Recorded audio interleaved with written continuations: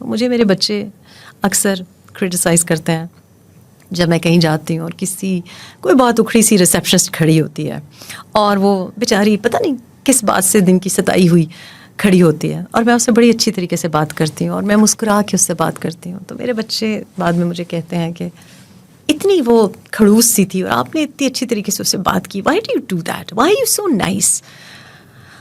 But because for me being nice doesn't cost me any thing, اور میں اپنا دن کیوں خراب کروں؟ اگر میں اس سے اچھی طرح سے بات کروں گی، ہو سکتا ہے اس کا دن اچھا گزر جائے، ہو سکتا ہے اس کو سمجھ آ جائے کہ میں اس کے اس رول کو اپریشیٹ کر رہی ہوں. ہاں وہ ڈاکٹر نہیں ہے لیکن اس کا جو رول ہے وہ نبھا رہی ہے، اور اگر میں نے اس سے اچھی طرح سے بات کر دی، اس کی نیل پالش کو اپریشیٹ کر دیا، مسکرا کے اس سے بات کر دی، تو ہو سکتا ہے کہ اس کا دن اچھا گزر جائے. ضروری نہیں کہ وہ مجھے یاد رکھے، ضروری نہیں کہ میرے لیے کوئی وہ کچھ بہت بڑا کام کر لے، لیکن it's not going to kill me to be polite and nice.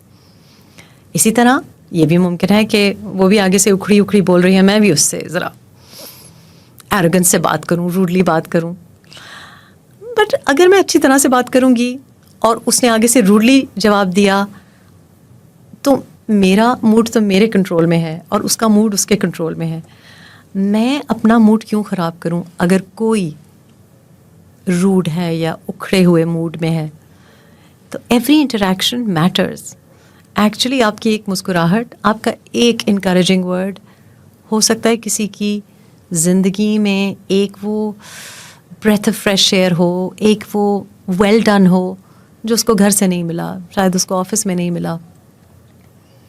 And every interaction I think is important. اور میں یہ بھی سمجھتی ہوں کہ وہ چھوٹا سا انٹریکشن بھی آپ لکھوا کے لائے ہیں، وہ ڈیسٹنڈ ہے، وہ ہونا ہی تھا. آپ نے ٹرین مس کرنی ہی تھی، آپ نے لفٹ میں کسی کے ساتھ سفر کرنا ہی تھا، آپ نے کسی بچے کی طرف دیکھ کے مسکرانا ہی تھا، شاید وہ مسکراہٹ اس کو یاد رہے. یہ ساری چیزیں پری پلانڈ ہیں. ڈیسٹنی یہ ہے کہ یہ لکھا ہوا ہے، ایجنسی یہ ہے کہ آپ اس موقع پر اس انٹریکشن میں کیسے بیہیو کرتے ہیں.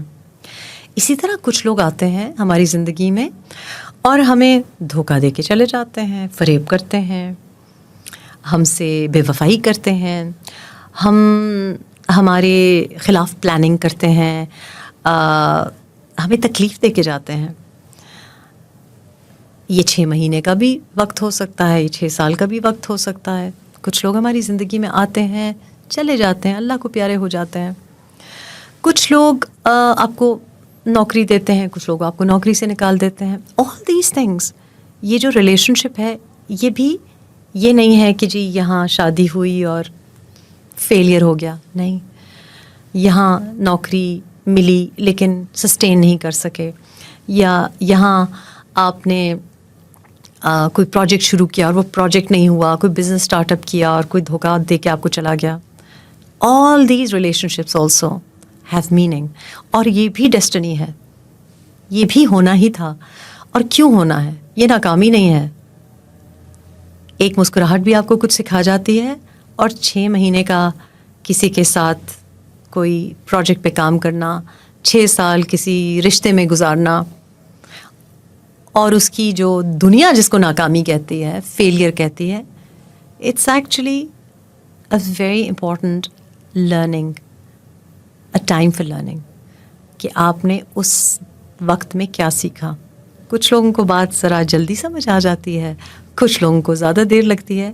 بٹ وہ جو انٹریکشن ہے، وہ جو رشتہ ہے، وہ فیلئر نہیں ہے. That is there to teach you a lesson.